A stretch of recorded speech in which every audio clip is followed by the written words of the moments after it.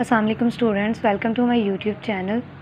Students, आज हम homeostasis को डिस्कस करेंगे फिजियोलॉजी में। स्टूडेंट्स, मैंने आपको पहले भी बताया हुआ है कि हम फिजियोलॉजी पढ़ रहे हैं जेपी की बुक से, नॉट गाइटन। ठीक है, बेसिकली हम 9th 10th first year second year में इसकी बेसिकली डेफिनेशन डिस्कस करते आए हैं और ये बहुत ही मेजर टॉपिक है। पेपर्स में कॉमनली पूछ लेता है एग्जामिनर्स कि होम्योस्टेसिस का टॉपिक आ ही जाता है, पॉजिटिव फीडबैक, नेगेटिव फीडबैक, कोई एग्जांपल्स पूछ लेता है, कोई एमसीक्यूज आ जाता है। ठीक है, डीपीटीपी में तो मोस्टली लॉन्ग क्वेश्चन ही होते हैं, शॉर्ट तो नहीं होते, तो एमसीक्यूज में और लॉन्ग में एज अ पार्ट ये आ सकता है। ठीक है, आज हम डिस्कस करेंगे इसे। बेसिकली हम इसकी डेफिनेशन क्या है, होम्योस्टेसिस कहते किसे हैं। ठीक है, होम्योस्टेसिस वो मैकेनिज़्म होता है बॉडी का जो हमारे बॉडी के इंटरनल इन्वायरमेंट को मेंटेन रखता है। स्टूडेंट्स, नॉर्मली हमारा इंटरनल इन्वायरमेंट होता है 37 डिग्री। ठीक है, टेम्परेचर जो होता है वो 98 पॉइंट समथिंग होता है और वैसे टेम्परेचर जो होता है सेल्सियस में 37 होता है। बाहर टेम्परेचर 40 हो, 30 हो, 35 हो, 25 हो, 28 हो, हमारा बॉडी का इंटरनल जो है ना टेम्परेचर वो 37 ही होता है। ठीक है, अच्छा, homeostasis refer to the maintenance of the constant internal environment of the body. Homeo mean same, stats mean standings. अच्छा, इसकी इंपॉर्टेंस को हम डिस्कस करते हैं। Importance of internal environment was notified by great biologist. 19th century में Claude Bernard ने इसकी importance को नोटिफाई किया था। ठीक है, इसने enlightened the fact that multicellular organisms including man live in a perfectly organised and controlled environments, जिसे कहते हैं मेलानो इंटीरियर्स। ठीक है स्टूडेंट्स, ये इतना मतलब इम्पोर्टेंट तो नहीं है इसके ये डिस्कवर वाला मतलब साइंटिस्ट ये वो, लेकिन बुक में दिया है तो आपने रीड ज़रूर कर लेना। ठीक है, क्योंकि एक दफ़ा रीड किया हो तो कहीं ना कहीं कोई एग्जामिनर कोई क्वेश्चन पूछ लेता है तो हमें एटलीस्ट याद होना चाहिए। ठीक है, the word homeostasis was introduced by Harvard professor Walter B Cannon ने इन 1930 में इसके नेम को डिस्कवर किया था। ठीक है, मेनली होम्योस्टेसिस होता है ये इंटरनल इन्वायरमेंट को मेंटेन रखता है। ठीक है, देखें एक छोटी सी एग्जांपल है। ये एक पर्सन है, बाहर टेम्परेचर था 40 सेल्सियस। ठीक है, ये अचानक सर्दी में आ गया, वहाँ था 25। जब ये 40 में था तब भी इसका इंटरनल इन्वायरमेंट 37 ही था और ये सर्दी में आ गया तब भी 37। थोड़ा सा टेम्परेचर लो तो होना है लेकिन हमारी बॉडी ने अडाप्ट करना है 37 तक। ठीक है, ये तो नहीं कि गर्मी में हम गए हैं तो हम पिघलना शुरू हो गए हैं, अगर हम सर्दी में गए हैं तो हम जमना शुरू हो गए। ऐसा नहीं होता मैकेनिज़्म, बॉडी का मैकेनिज़्म ऐसा नहीं है। होम्योस्टेसिस एक्ट करता है इस पर और ये हमारे बॉडी को टेम्परेचर को मेंटेन ही रखता है। ठीक है, देन हम इसका इंटरनल इन्वायरमेंट डिस्कस करते हैं। Internal environment in the body is the extracellular fluid in which the cell lives. Students, ये बात है समझने वाली, ये बहुत इंपॉर्टेंट एमसीक्यूज़ भी है। मोस्टली एमसीक्यूज़ आता है कि which one of the environments in which cell lives, तो हमने कहना है एक्स्ट्रा सेलुलर फ्लूइड में सेल लीव जिंदा रहता है। इंटरनल इन्वायरमेंट पहले वो कहते हैं तो हम समझते हैं कि इंटरनल इन्वायरमेंट होगा, एक्स्ट्रा सेलुलर इन्वायरमेंट होगा, तो एक्स्ट्रा सेलुलर फ्लूइड में सेल रहता है। ठीक है, it is the fluid outside the cell and constantly move throughout the body. ये फ्लूइड जो होता है throughout the body move करता है, जैसे कि हमारा blood which circulate in the cellular vascular systems and the fluid presents in which the cell, इसे कहते हैं इंटरस्टिशियल फ्लूइड्स। जो सेल के अंदर फ्लूइड होता है इसे हम इंटरस्टिशियल फ्लूइड्स भी कहते हैं। ठीक है, ECF जो होता है कंटेन करता है न्यूट्रिएंट, आयंस और ऑल अदर सब्सटेंस जो नेसेसरी फॉर द बॉडी। ठीक है, बॉडी जो होता है नॉर्मली जो healthy body, healthy living of the large organism includes human depend upon. देखें, इसमें वो कह रहा है कि मतलब ये हमारी बॉडी की फिजियोलॉजिकल लिमिट्स पे डिपेंड करता है। अगर हम एक नॉर्मल इन्वायरमेंट से उठ के अचानक गर्मी में चले जाते हैं, ठीक है, टॉप ऑफ दी मतलब माउंटेन के टॉप पे चले जाते हैं, वहाँ ऑक्सीजन की कमी होती है और बॉडी को टेम्परेचर भी वहाँ हाई हो जाता है, जाके गर्मी बढ़ जाती है, तो वहाँ बॉडी सफ़र करती है मेल फंक्शंस और डाई फंक्शन। ठीक है, वहाँ बॉडी को कमज़ोरी भी होती है, बॉडी का फंक्शन देखें जैसे ही हम मतलब ना, अगर हम नॉर्मल टेम्परेचर में रह रहे हैं, अगर हम एसी में रहते हैं कमरे में, ठीक है, अगर हम अचानक उठ के गर्मी में चले जाएं, पंखे में चले जाएं या गर्मी में चले जाएं, तो हमारे बॉडी को वहाँ अपने टेम्परेचर को मेंटेन के लिए थोड़ा वक्त लगता है। अचानक ही बॉडी अडॉप्ट नहीं कर लेती हर चीज़ को, ठीक है। इस पैरे में वो यही कह रहा है, ठीक है। नेक्स्ट हमने रोल पढ़नी है होम्योस्टेसिस के, हमारी बॉडी फंक्शन के ऊपर, कि हमारी बॉडी के कौन कौन से सिस्टम पे होम्योस्टेसिस एक्ट करता है, ठीक है। सो स्टूडेंट्स, हम डाइजेस्टिव सिस्टम को डिस्कस करते हैं। Nutrients are essential for the various activities of the cells and growth of the tissues. Nutritive substance such as amino acid, carbohydrates, जैसे मतलब न्यूट्रिएंट्स होते हैं, amino acid, carbohydrates and fatty acids also form the source of energy. ये source of energy होते हैं। Adequate amount of the nutrients, कुछ nutrients को हम डाइजेस्ट भी कर लेते हैं, अब्जॉर्ब्स हो जाते हैं हमारे ब्लड के अंदर और सप्लाई हो जाती हैं सेल्स में, ठीक है। Digestive system is responsible for digestion absorption of the nutrient. Simply जो हमारा डाइजेस्टिव सिस्टम है वो रिस्पॉन्सिबल है न्यूट्रिएंट, जैसे amino acid, carbohydrates, fatty acid को अब्जॉर्ब करता है हमारे ब्लड के अंदर और सेल में सप्लाई कर देता है, ठीक है।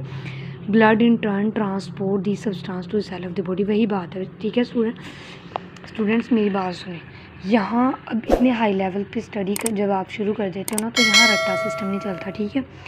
यहाँ आपने लाइन बाय लाइन नहीं याद करना, आपने मेन उसके कॉन्सेप्ट को लेना है, उसको लेके लिख देना। देखिए यहाँ वो क्या कह रहा है, डाइजेस्टिव सिस्टम है तो न्यूट्रिएंट्स ही डाइजेस्ट होते हैं हमारे बॉडी में, जैसे कि amino acid, carbohydrate, fatty acid, जैसे कि अब्जॉर्ब्स हो जाते हैं, डाइजेस्ट होते हैं हमारी बॉडी को। और जो ये होते हैं न्यूट्रिएंट्स, कुछ अब्जॉर्ब्स हो जाते हैं ब्लड में और कुछ सप्लाई हो जाते हैं सेल में, ठीक है।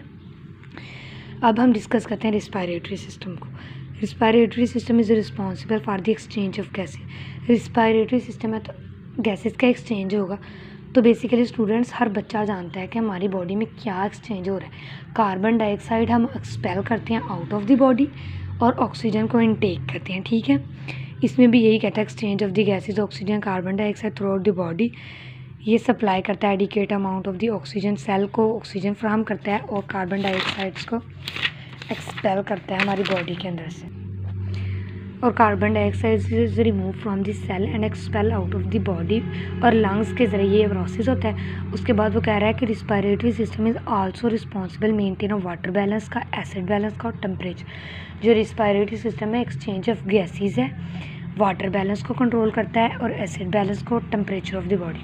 Then excretory system, kidney and other excretory organs are involve. जो किडनी है वो हमारा एक्सक्रीटरी ऑर्गन्स है, वो एक्सक्रिएट करता है, ठीक है, वेस्ट मटेरियल को, गैसेस को, ठीक है। Are involve in the secretion of the waste product. Kidney जो होती है रिस्पॉन्सिबल होती है वाटर बैलेंस के लिए, इलेक्ट्रोलाइट बैलेंस के लिए, एसिड बैलेंस को, ऑस्मोटिक, ये बेसिक है चीज़ें बच्चों, ठीक है। किडनी किसके लिए रिस्पॉन्सिबल होती है, वाटर बैलेंस के लिए, इलेक्ट्रोलाइट के बैलेंस के लिए, एसिड बैलेंस के लिए और ऑस्मो रेगुलेटरी सिस्टम्स के लिए भी। और आगे आ जाता है स्किन जो होती है कवर करती है, प्रोटेक्ट करती है all organs of the body के, ठीक है। From mechanical blow bacteria, toxic substance, ultraviolet rays से हमारी स्किन हमारी बॉडी को बचाती है, ठीक है। By secreting sweat, skin play important role in the regulation of the body temperatures and water balance को, ठीक है। It's also secrete small quantities of the waste material, ये यूरिया को सिक्रेट करती है, साल्ट को, फैटी सब्सटेंस को, ठीक है। उसके बाद ब्लड एंड सर्कुलेटरी सिस्टम्स आ जाता है, ठीक है। सर्कुलेटरी सिस्टम जो होता है वो इंक्लूड होता है हार्ट के, ब्लड वेसल्स के। Heart is responsible for flow of the blood in blood vessels में थ्रू आउट द बॉडी। जो हार्ट है वो रिस्पॉन्सिबल होता है ब्लड को ब्लड वेसल्स में मूव करवाने के लिए और थ्रू आउट द बॉडी। देखिए पहले ब्लड जाता है हार्ट के अंदर, हार्ट भेजता है ब्लड वेसल्स में, ब्लड वेसल्स से थ्रू आउट द बॉडी में सर्कुलेट करता है, ठीक है।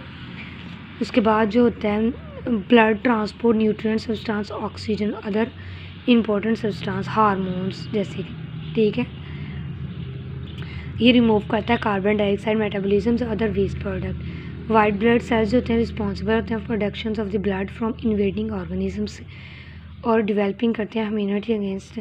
जो वाइट ब्लड सेल्स होते हैं वो डिवेल्प करते हैं इम्यूनिटी, हमारी बॉडी में इम्यूनिटी क्रिएट करती हैं अगेंस्ट किसके, पैथोजेनिक एजेंट।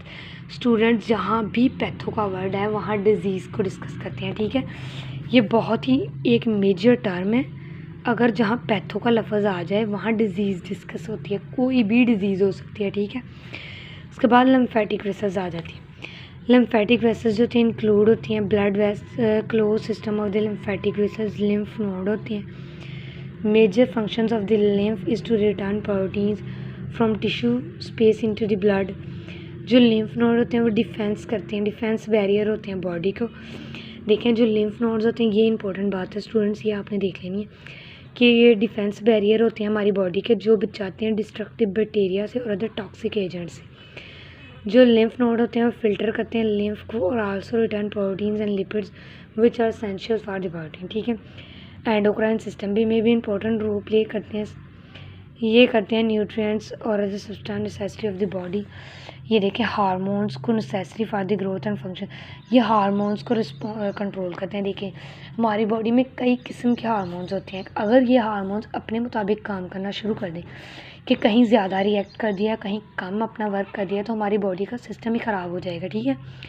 जो होम्योस्टेसिस मैकेनिज़्म है ये कंट्रोल करता है, जो होम्योस्टेसिस का मैकेनिज़्म है हमारी बॉडी के अंदर हार्मोन्स को भी कंट्रोल करता है। ये मतलब हार्मोन्स जहाँ सिक्रेट होने वहाँ करता है, जहाँ नहीं होने वहाँ उसकी कंट्रोल को रोकता है, ठीक है। जहाँ ज़्यादा ये इस तरह नहीं ना कि अगर होम्योस्टेसिस कंट्रोल ही ना करे तो कहीं हार्मोन ज़्यादा रिलीज़ हो जाए, कहीं कम हो जाए, ठीक है, तो बॉडी का सिस्टम ही ख़राब हो जाए, ठीक है। स्केलेटन मसल्स में भी ये कंट्रोल करता है। स्केलेटन में इस तरह होता है कि ये हमारे ऑर्गेनिजम्स को कंट्रोल करता है इन सर्च ऑफ फूड में, और बचाता है कि कहीं डैमेज ना हो जाए, डिस्ट्रक्शन ना ज़्यादा हो जाए, ठीक है। ये नर्वस सिस्टम में तो बहुत इंपॉर्टेंट रोल प्ले करते हैं, ठीक है। ये सेंट्रल नर्वस सिस्टम में कंट्रोल करता है, include blood and spinal cord, play important role homeostasis. Sensory system detect करते हैं स्टेट ऑफ द बॉडी और सराउंडिंग टिश्यू सराउंडिंग में। ब्रेन जो होता है वो इंटीग्रेट करता है, इंटरप्ट करता है pros and cons of the information, और कमांड करता है कि यहाँ मोटर फंक्शंस को कमांड करता है कि यहाँ वर्क करो, यहाँ कम वर्क करो, यहाँ ज़्यादा वर्क करो, ठीक है।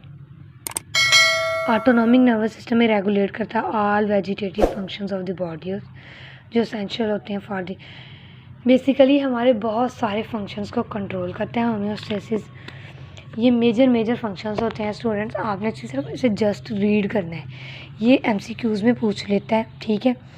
मेजर होम्योस्टेसिस में जो मेजर है वो पॉजिटिव फीडबैक और नेगेटिव फीडबैक है। मैं अपनी नेक्स्ट वीडियो में इसको डिस्कस करूँगी। ये मैंने अपने 10 से 12 मिनट इस पर इसलिए ज़ाया किए हैं आप लोगों को समझाने में, ताकि आप लोग सिर्फ इसे रीड करो, ठीक है, क्योंकि ये इंपॉर्टेंट है, पूछ भी लेता है, कभी कभी वो नोट दे देते हैं होम्योस्टेसिस पे, नोट लिखें, 10 मार्क्स का क्वेश्चन आ जाता है। तो हमने सिर्फ जस्ट पॉजिटिव और नेगेटिव तो नहीं ना डिस्कस करना है, हमने इसे एटलीस्ट 2 लाइन में से भी हेडिंग में डिस्कस कर देना है, ठीक है। Thanks for watching.